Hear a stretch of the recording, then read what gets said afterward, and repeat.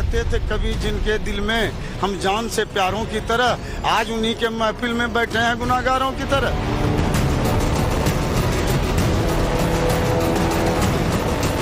मुसलमानों किसी से कोई नफरत नहीं है, मुसलमान भी चाहता है कि देश का विकास हो।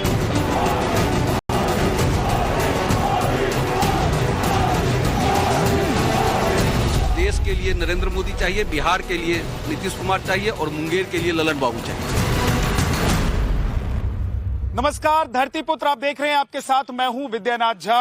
अब हम मुंगेर पहुंच चुके हैं और ये बेहद हॉट सीट है लोकसभा की, क्योंकि ललन सिंह यहां से सांसद हैं और एक बार फिर से उनकी दावेदारी भी है।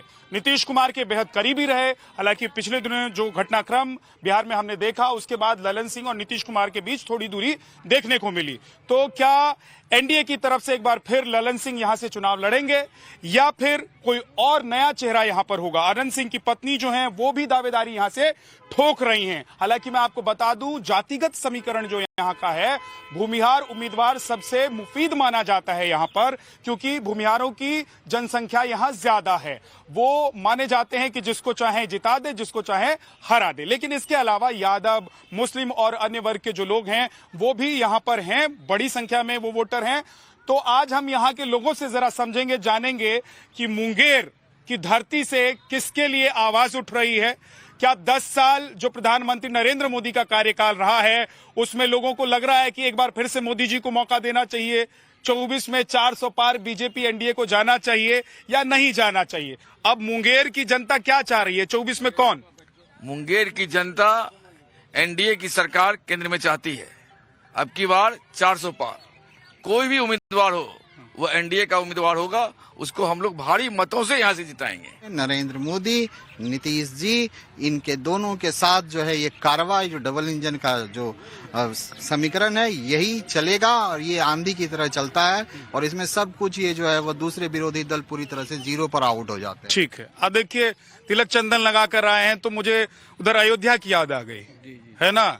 और अभी कुछ लोग कह रहे हैं कि देश में दो लहर है, एक रामलला की लहर है और दूसरी मोदी लहर। ये सच है क्या? मुंगेर में भी है ऐसा? बिल्कुल है, कहीं भी पूरे हिंदुस्तान में। मुंगेर की बात क्यों कर रहे हैं? आपके पूरे हिंदुस्तान में ये लहर है।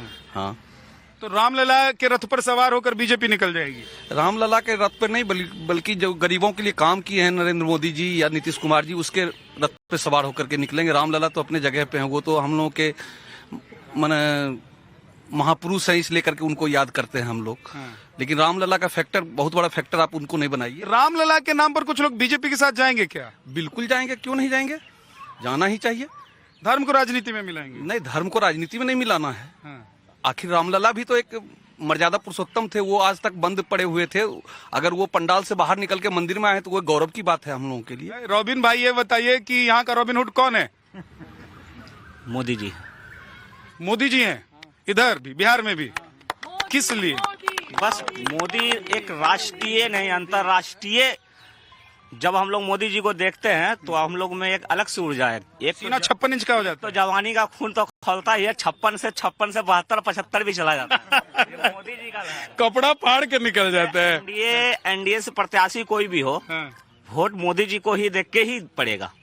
मोदी जी के अलावा देश में कोई दूसरा नेता नहीं है क्या आप लोगों के लिए? नेता है, एक है शायद, वो क्या बोलते हैं, वो देश भर में घूम रहे हैं।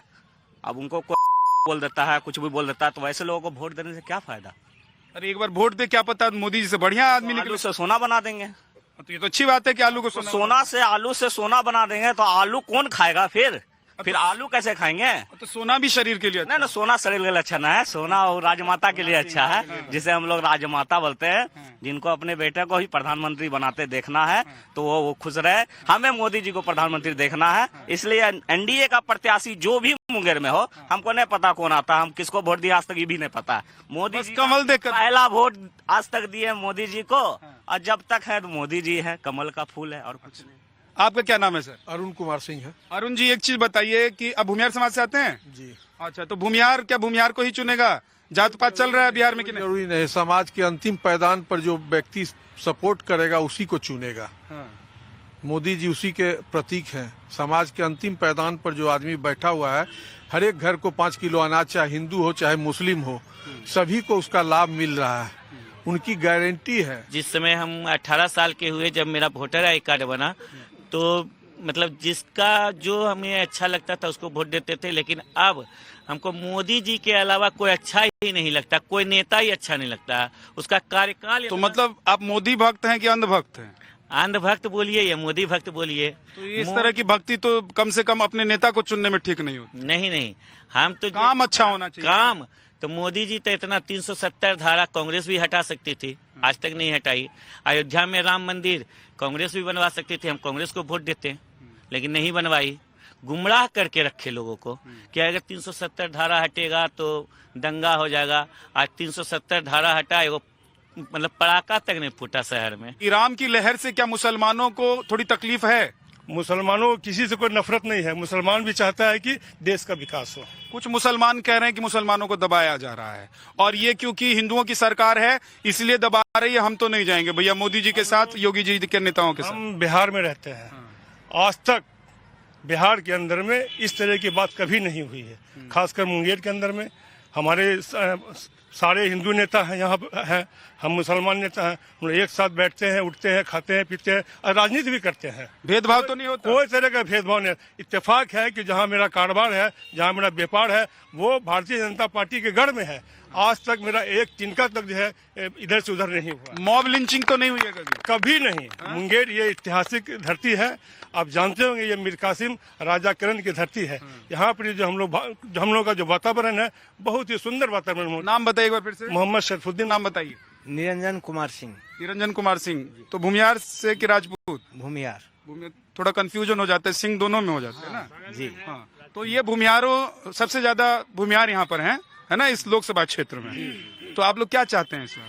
हम लोग चाहते हैं जो विकास का काम करे वो जीते, और आदरणीय नरेंद्र मोदी जी के नेतृत्व में हमारे नीतीश कुमार जी ने जितना विकास बिहार में किया है, जैसे बहुत सारे लोगों ने बताया है, राशन कार्ड मिलना, गैस सुविधा मिलना, सड़क, बिजली, ऐसा कोई इधर घर वर मिला है लोगों को कि नहीं मिला है? प्रधानमंत्री आवास बहुतों को मिला है और कुछ को मिलने वाला भी है। वो मैंने अप्लाई किए। सब अगड़ी जाति वाले रोक कर रख लेते हैं? नहीं, एक भी नहीं लेते। इसमें कोई दिक्कत की बात नहीं है। वो जो आंदोलन कर रहे हैं उनका आंदोलन भी जायज है, लेकिन बिहार में पर्सनली जितना हो रहा है उससे किसान संतुष्ट आपको नजर आएगा।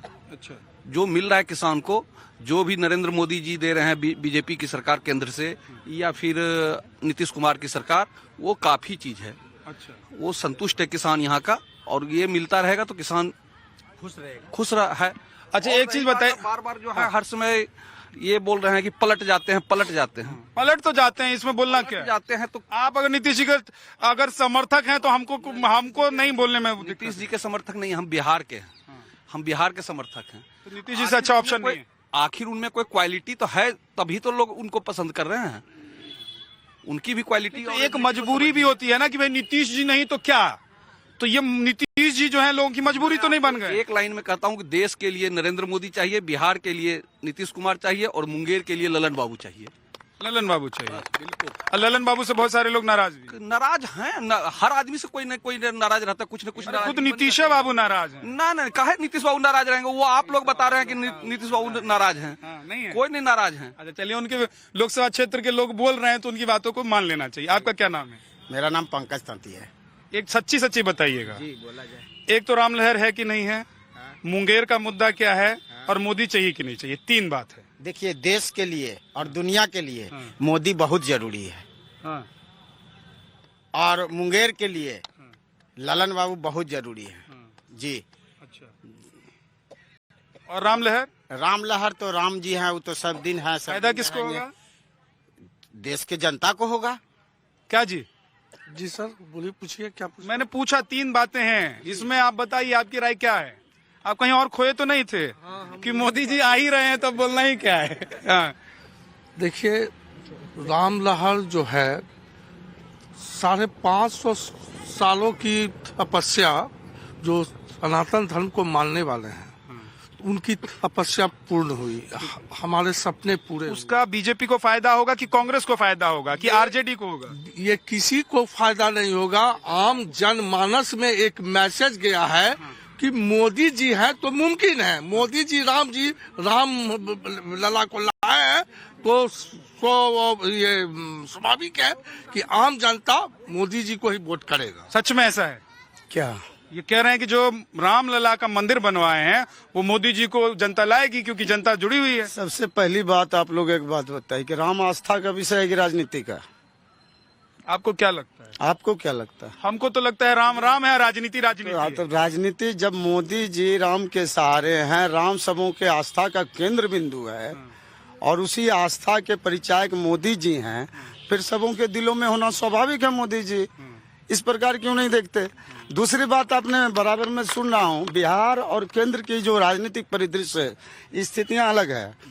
और पलटू राम तो आप जैसे लोगों की देन है पलटू राम करने का। लेकिन मैं कहना चाहता हूँ नीतीश कुमार जी के बारे में, ये व्यथित हृदय कहता है कि रहते थे कभी जिनके दिल में हम जान से प्यारों की तरह, आज उन्हीं के महफिल में बैठे हैं गुनाहगारों की तरह। बहुत बहुत शुक्रिया आप सभी लोगों का बात करने के लिए, अपना वक्त निकालने के लिए, अपने मन की बात कहने के लिए। धरती पुत्र में आज मुंगेर से इतना ही। कल फिर आपसे मुलाकात होगी एक नए लोकसभा क्षेत्र से, वहां के लोगों की मन की बात आपको दिखाऊंगा।